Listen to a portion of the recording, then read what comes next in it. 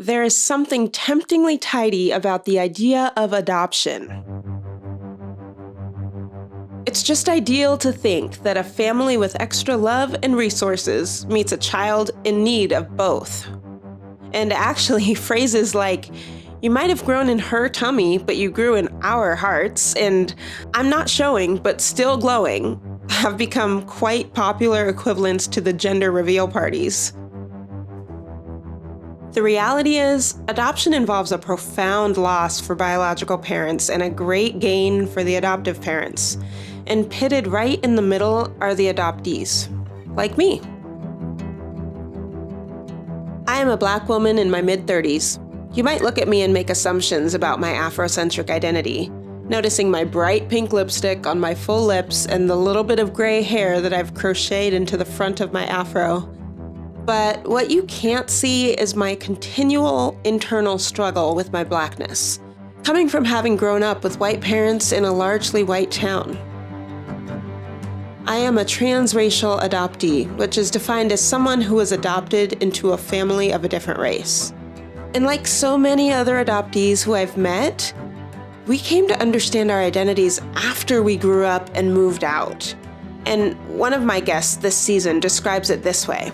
Your transracial adoptee will eventually break away from the shadow of your whiteness and your white privilege. Because when you're a child, you're just always attached to that white family.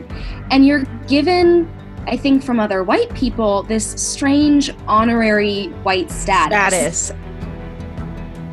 Too many of us adoptees have grown up with this societal pressure to be thankful that we got adopted by loving parents. But we have more to say about that.